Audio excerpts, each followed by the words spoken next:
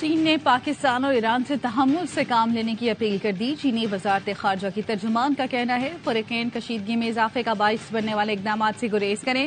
امن و استحکام کو برقرار رکھنے کے لیے دونوں ملک مل کر کام کریں۔ ہم ایران اور پاکستان دونوں کو قریبی پڑوسی اور بڑے اسلامی ملک سمجھتے ہیں۔ ایران اور پاکستان دونوں بیجنگ کے قریبی شراکت دار اور شنگھائی تعاون تنظیم کے رکن ہیں۔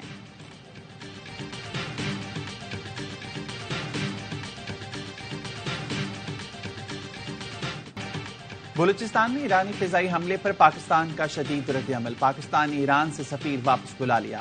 ایرانی سفیر کو بھی اسلام آباد میں کام سے روک دیا۔ تہران گئے ایرانی سفیر کو کہہ دیا کہ فی الحال پاکستان نہ آئے۔ ترجمان دفتر خارجہ نے پاکستان کی خود مختاری پر حملہ قرار دیا۔ ممتاز زہرا بلوچ نے کہا پاکستانی سرزمین پر ایرانی حملے غیر قانونی ہیں جن کا کوئی جواز نہیں۔ پاکستان نے ایرانی حکومت کو پیغام پہنچا دیا، جواب دینے کا حق محفوظ رکھتے ہیں، نتائج کی ذمہ داری پوری طرح ایران پر عائد ہوگی۔ پاکستان نے ایران کے ساتھ تمام اعلیٰ سطح دورے معطل کرنے کا بھی فیصلہ کر لیا۔ پنجگور میں ایرانی حملے میں 2 بچے جاں بحق، 3 بچیاں زخمی ہوئیں۔ Pak Iran joint border trade committee کے 11واں اجلاس منسوخ۔ پاکستان نے وفد چاربہار سے احتجاجاً واپس بلا لیا۔ مشہد گئے گورنر سندھ کامران ٹیسوری بھی کراچی واپس آ گئے۔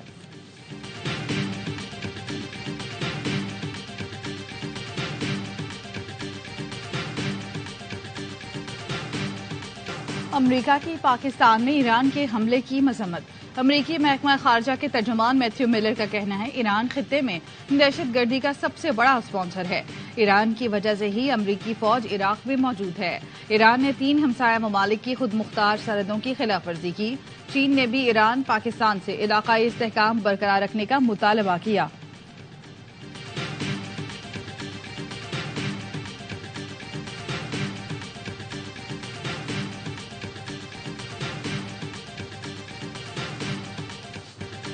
ایرانی وزیر خارجہ کا پاکستان کے نگراں وزیر خارجہ جلیل عباس جیلانی سے رابطہ۔ ترجمان دفتر خارجہ نے بتایا جلیل عباس جیلانی نے زور دیا ایران کا حملہ پاکستان کی خود مختاری کی خلاف ورزی ہے۔ حملہ عالمی قوانین، پاکستان اور ایران کے تعلقات کی بھی خلاف ورزی ہے۔ اس سے پاکستان اور ایران کے تعلقات کو نقصان پہنچا ہے۔ وزیر خارجہ نے واضح کر دیا پاکستان اشتعال انگیزی کا جواب دینے کا حق رکھتا ہے۔ ترجمان دفتر خارجہ کے مطابق دہشت گردی خطے کے لیے مشترکہ خطرہ ہے۔ دہشت گردی سے نمٹنے کے لیے مربوط کوششوں کی ضرورت ہے۔ یک طرفہ اقدامات سے علاقائی امن و استحکام کو نقصان پہنچ سکتا ہے۔ خطے کے کسی بھی ملک کو خطرناک راستے پر نہیں چلنا چاہیے۔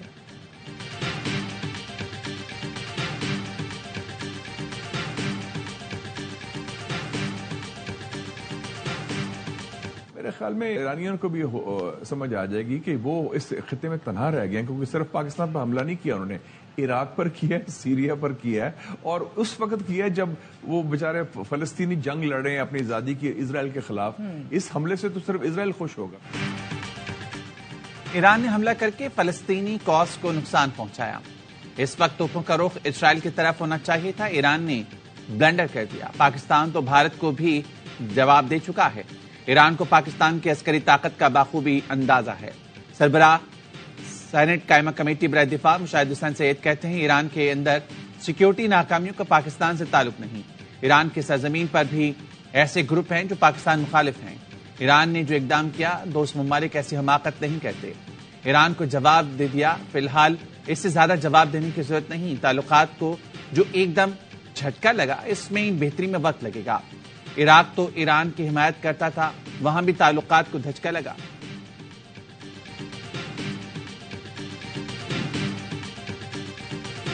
اسٹریٹجک میچورٹی بڑے ممالک ہمیشہ دکھاتے ہیں، ان کو اٹھا کے فوراً ایک دم رسپانس نہیں دینا چاہیے۔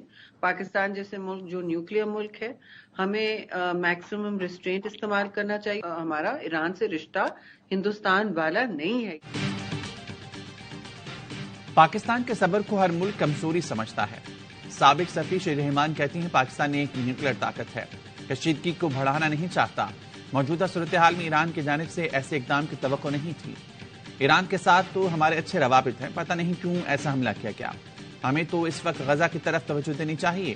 ایران میں سابق پاکستانی سفیر اعزاز چودھری بولے سفارتی سطح پر ایران کو جواب دینا ہوگا کہ ہماری عسکری طاقت کم نہیں۔ بھارت کو دیے گئے جواب سے ایران کو اندازہ لگا لینا چاہیے۔ ایران نے دوستی نہیں نبھائی. یہ نہیں ہو سکتا کہ سرحد سے کی گئی کارروائی کا ایران کے مرکز کو نہ پتہ ہو.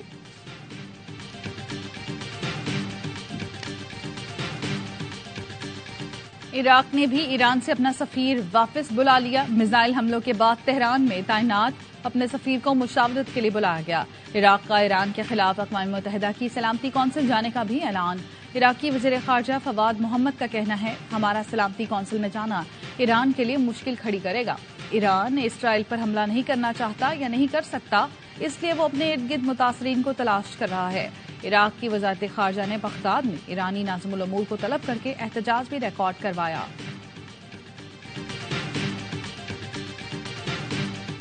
بانی پی ٹی آئی کو الیکشن لڑنے کی اجازت نہ ملی. لاہور ہائی کورٹ نے کاغذات نامزد کی مسترد ہونے کے خلاف درخواست خارج کر دی. شاہ محمود قریشی، چودھری پرویز لائی، حماد اظہر، فواد چودھری اور صنم جاوید بھی الیکشن کی دوڑ سے باہر. تمام رہنماؤں کی اپیلیں خارج کر دی گئیں.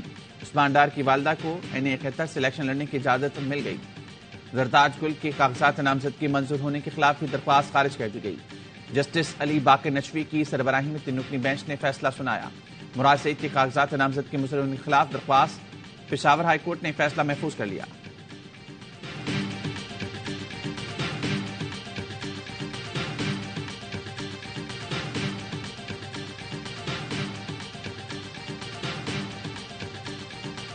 Chairman Peoples Party Bilawal Bhutto Zardari آج میہر میں انتخابی جلسے سے خطاب کریں گے. گزشتہ روز بدین میں خطاب کرتے ہوئے بلاول بھٹو کا کہنا تھا چوتھی بار وزیر اعظم نہیں بننے دیں گے. شیر عوام کا خون چوستا ہے. یہ شخص جب بھی آپ پر مسلط کیا گیا نقصان آپ کا ہوا. بولے ان کے پاس منشور ہے نہ نظریہ. وہ انتخابی مہم چلا رہے ہیں نہ ووٹ مانگ رہے ہیں. ہم عوام کی طاقت اور وہ صاحب سازشوں پر یقین رکھتے ہیں. پیپلز پارٹی کا ساتھ دیں، ہم شیر کا شکار کریں گے، اس کا راستہ روکیں گے. میں آپ کے لیے، باقی سیاستدان آپس میں لڑ رہے ہیں. سانگڑ میں جلسے سے خطاب میں کہا شیر گھر میں چھپ کر بیٹھا ہے، کسی اور کو شکار کرنے کا کہتا ہے. میدان میں صرف پیپلز پارٹی نظر آ رہی ہے. 8 فروری کو شیر کا شکار کرنا ہے.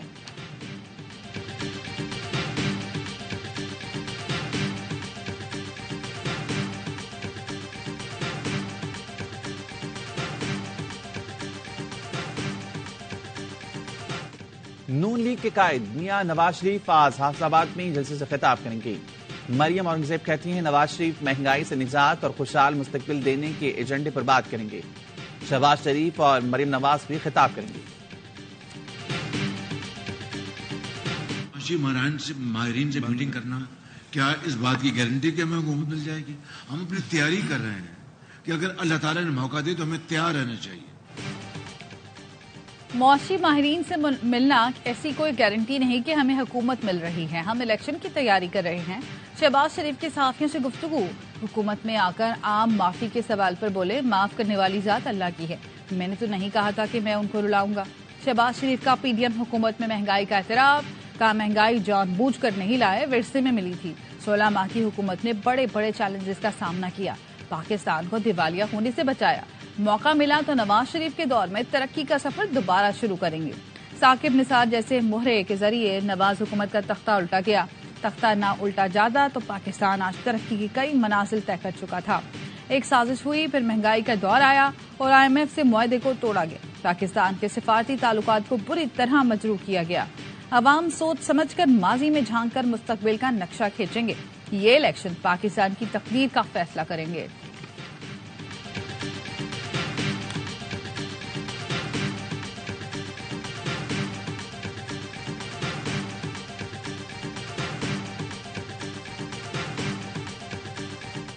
ہم سے بلہ لے کر زیادتی کی گئی، دیوار میں چن دیا گیا. پلان سی موجود ہے، وقت آنے پر بتائیں گے. بیرسٹر گوہر علی خان کی ایونیو سے گفتگو. کہا بانی PTI نے اندرونی اختلافات ختم کرنے کی ہدایت کر دی ہے.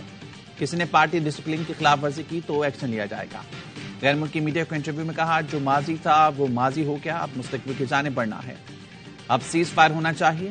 PTI کسی جج پر تنقیدی مہم کی حمایت نہیں کرتی اور نہ کسی جج پر تنقید کو آرگنائز کیا.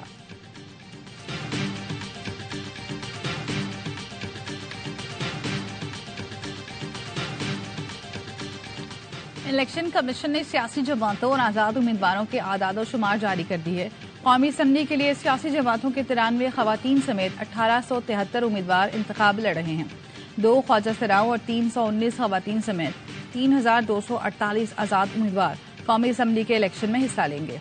सूबाई असम्बलियों के लिए सियासी जमातों के उम्मीदवारों की तादाद 8,537 है, जिनमें 388 खवातीन हैं।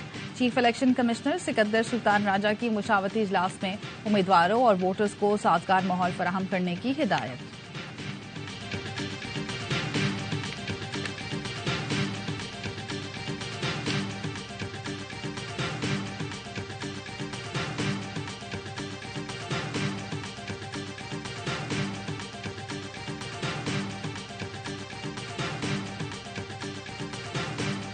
पंजाब भर में धुंध की चादर तन गई। मोटरवे और कौमी शाहराह पर हद निगाह बेहद कम। अल्लामा इकबाल एयरपोर्ट पर फ्लाइट ऑपरेशन मुतासर। मोटरवे पुलिस के मुताबिक मोटरवे M2 लाहौर से फारूकाबाद तक, M3 समंदरी से लाहौर तक, मोटरवे M4 शेरशाह से फैसलाबाद, बाबू इंटरचेंज से फैसलाबाद और अब्दुल हकीम इंटरचेंज तक बंद कर दी गई। कौमी शाहराह पर शदीद धुंध के बाइस बाद मकामात पर हद निगाह 0। लाहौर फैसलाबाद रेलवे ट्रैक पर भी ट्रेनों की आमदोरफ्त मुतासर।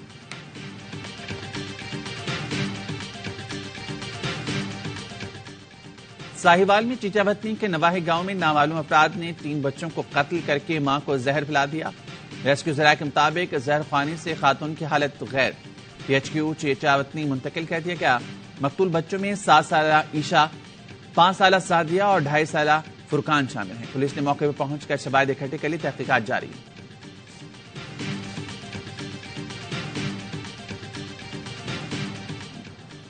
कराची में अस्पतालों और मुख्तलिफ देहात से नौमौलूद बच्चे खरीद कर बेचने वाली मुलजिमा गिरफ्तार। खैरदर पुलिस ने मुलजिमा फातिमा से एक नौमौलूद बच्चे को बाजियाब करा लिया।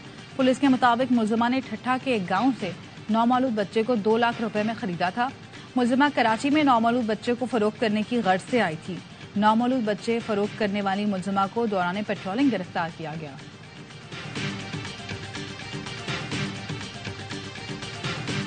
टोटल इन्होंने नंबर दिए में 158 इसमें, ठीक है ना, लेकिन काउंट करने में हमारे नंबर ज्यादा आ रहे हैं। तो आप खुद सोचेंगे इनको ये इतनी काउंटिंग नहीं आ रही कि टोटल नंबर काउंट कर लें।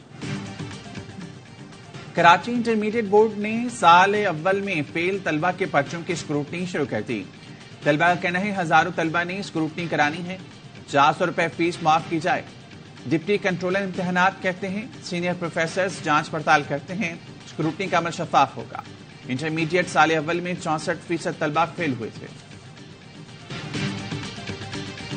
पिछले 30-35 साल में जो कुछ भी इस शहर के साथ हुआ है, बच्चों से तालीम छीनी गई है, मेरिट से उनको हटाया गया है, रोजगार के मौके यहां पर बंद हुए हैं, शहर एक खंडर बना है, ट्रांसपोर्ट का कोई इज्जत वाला निजाम मौजूद नहीं है, हमारी माओ बहनों के लिए चिंचियों के धक्के हैं।